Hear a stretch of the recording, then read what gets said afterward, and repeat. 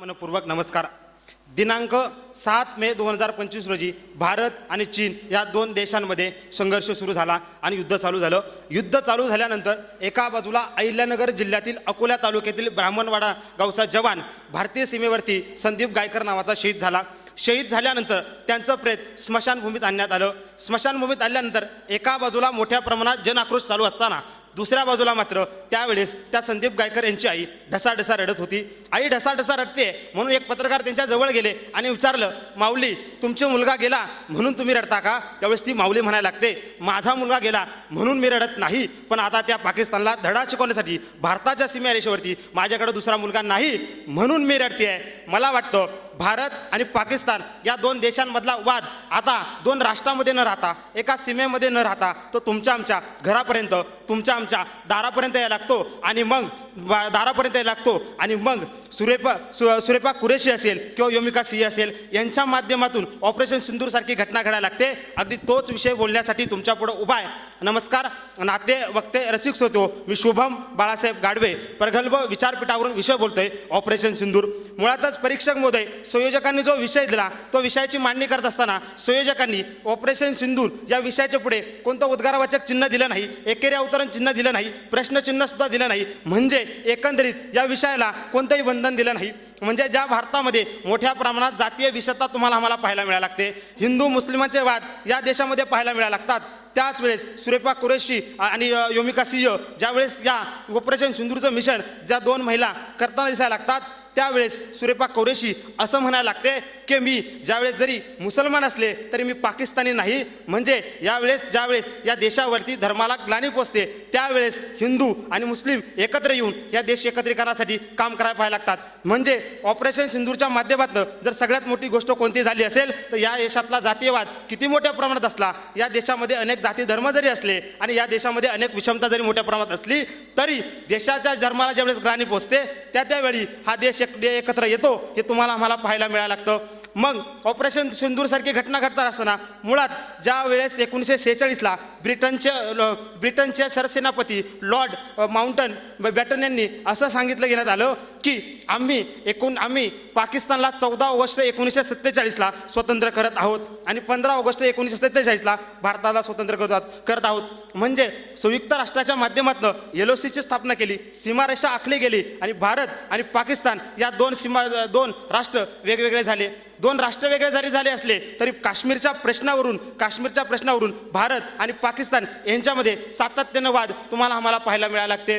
परंतु एका बाजूला 150 वर्षाची गुलामगिरी झुगारून भारत स्वातंत्र्याची मुहूर्तमेढ उभं करण्याचं काम याच भारताने केलं होतं. त्यामुळं भारत असा म्हणतो आता आम्हाला युद्ध नको तर आम्हाला बुद्ध हवा आहे, म्हणून भारताने शांततेचा मार्ग प्रस्थापित करण्यासाठी सातत्यानं प्रयत्न केले.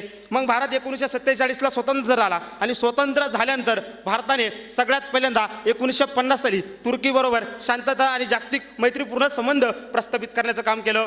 त्याच वेळेस 1952ला भारताने जपानबरोबर मैत्रीपूर्ण संबंध प्रस्थापित करून व्यावसायिक केली आणि आपली आर्थिक व्यवस्था जी डबघाईला गेली आहे ती वर येण्यासाठी भारताने प्रयत्न केले. 1978 साली अमेरिकेबरोबर मैत्रीपूर्ण संबंध प्रस्थापित केले.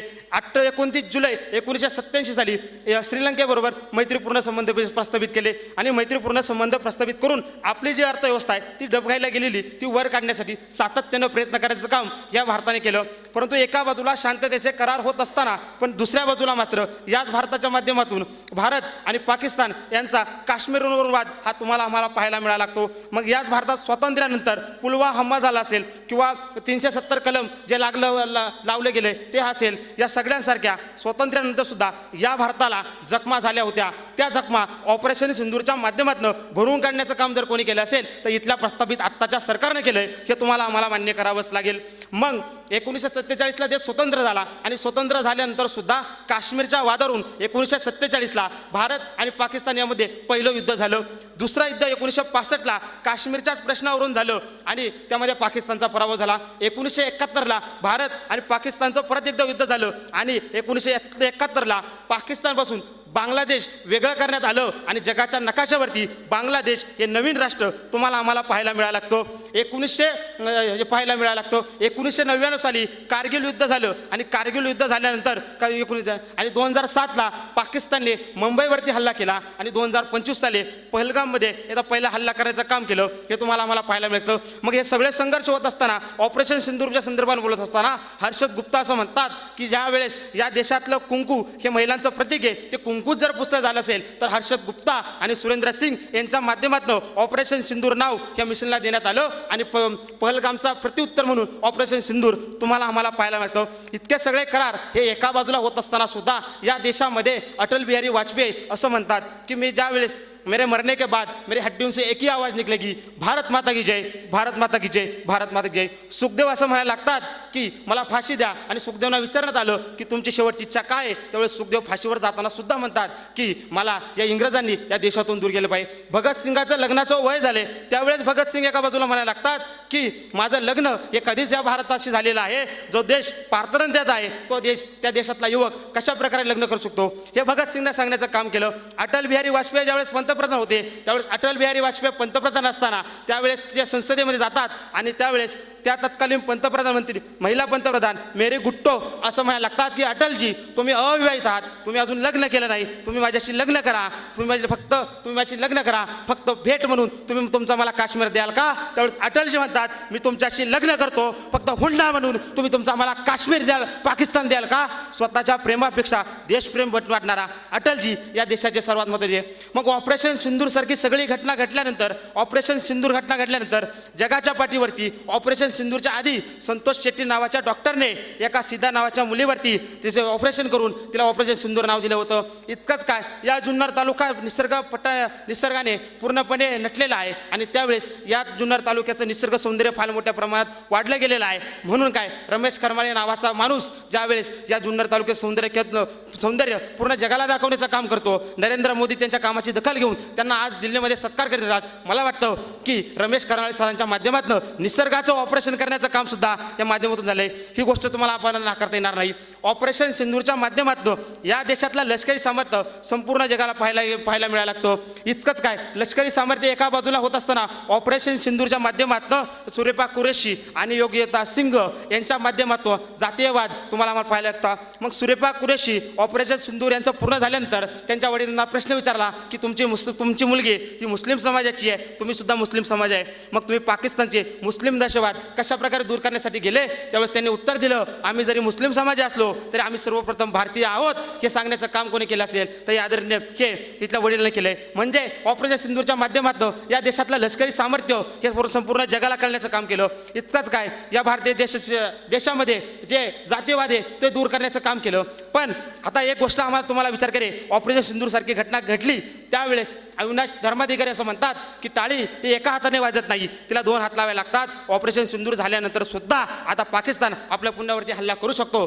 कारण त्याचं पाकिस्तानचे आत्ताचे सरसेनापती प्रवक्ते मुनीम असं म्हणायला लागतात की आम्ही या ऑपरेशन सिंदूरचं उत्तर भारताला जरूर दिल्याशिवाय राहणार नाही. याचा विचार करणं घ्यायचं आहे. कारण त्या मुनीम असे म्हणायला लागतात, पाकिस्तानचे प्रवक्ते मुनीम असं म्हणायला लागतात की आमची श्रद्धा वेगळी आहे, आमचा धर्म वेगळा आहे, आमचं जगणं सुद्धा वेगळं आहे आणि आमचं वागणं सुद्धा वेगळं आहे. त्यामुळं या हिंदू राष्ट्राबरोबर आमचं कधी पटू शकत नाही. म्हणून की काय, आम्ही यांना पाकिस्तान देश आम्ही उभा केला आहे. ही गोष्ट तुम्हाला आम्हाला समजून घेणं गरजेचं आहे. एका बाजूला आम्ही असं म्हणतो की आमचं मित्र अमेरिका आमचं मित्र राष्ट्र आहे आणि एका बाजूला म्हणतो की चीन सुद्धा आमचं मित्र राष्ट्र आहे. पण ज्यावेळेस ऑपरेशन सिंदूर होतं त्यावेळेस लष्करी मदत जर पुरवण्याचं काम जर सगळ्यात पोतांनी कोले असेल तर हे चीनने केले. तुम्हाला आम्हाला नाकारता येणार नाही. सिरीज फायरसारखी घटना घडल्यानंतर अमेरिका युद्ध बंद करायला लावते आणि युद्ध बंद करायला लावल्यानंतर अमेरिका युद्ध बंद करायला लावते आणि दुसऱ्या बाजूला त्याच युद्धाला पाकिस्तानला लष्करी प्रमुख आणि युद्धासाठी कर्ज देण्याचं काम जर कोणी करत असेल तर ते प्रामुख्यानं हे अमेरिका करायला लागते. म्हणजे अमेरिका एका बाजूला म्हणते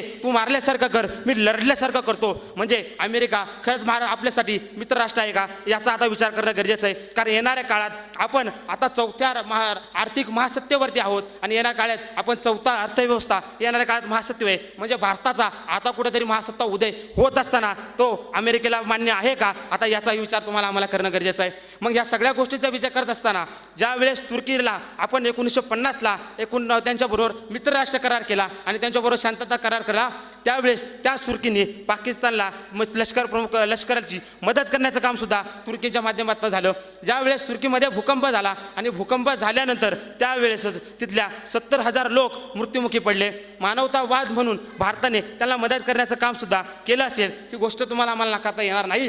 परंतु त्याच वेळेस त्याच तुर्की लोकांनी या देशाला नागरिकत्व करण्याचं काम केलं आहे. मग आता करायला काय पाहिजे? कोणीतरी येईल पाठीवरती हात ठेवेल, ही भाबडी आशा तुम्हाला आम्हाला आता सोडून द्यावी लागेल आणि आता येणाऱ्या काळात येणाऱ्या युद्धाला तुम्हाला आम्हाला तयार राहावं लागेल. मग या देशातला बिघडलेला युवक हा तुम्हाला आम्हाला नीट करावं लागेल. या देशामध्ये ज्या गोष्टी चीन आपल्याला पुरवते, आपण मग येणाऱ्या काळात मेड इन चायना असं म्हणण्यापेक्षा मेड इन इंडिया गोष्टी तुम्हाला आम्हाला इलेक्ट्रॉनिक वस्तू तुम्हाला आम्हाला येणाऱ्या काळात तयार करावं लागतील. त्याशिवाय भारत आता स्वयंपूर्ण होणार नाही. अन्नधान्य असेल, कडधान्य असेल किंवा शेती उद्योग असेल, असे उद्योग येणाऱ्या काळात या भारतामध्ये झाले पाहिजे आणि भारत आर्थिकदृष्ट्या सक्षम झाला पाहिजे, लष्करदृष्ट्या सक्षम झाला पाहिजे. तोपर्यंत तुम्हाला आम्हाला भारत हा स्वयंपूर्ण होणार नाही. येणाऱ्या काळात तो भारत स्वयंपूर्ण होईल हा आशावाद या ठिकाणी व्यक्त करतो. आपल्या सर्वांची रजा घेताना इतकंच की मारून मारणार किती, हा 125 कोटीचा देश आहे. तावून सुलाखून आमची एकात्मता अजूनही इथं शेष आहे. जिंकण्याची नशा चढल क्षणभराचा भास आहे आणि 150 वर्ष लढण्याचा इतिहास आमच्या पाठीशी आहे. 150 वर्ष लढण्याचा इतिहास आमच्या पाठीशी आहे. धन्यवाद.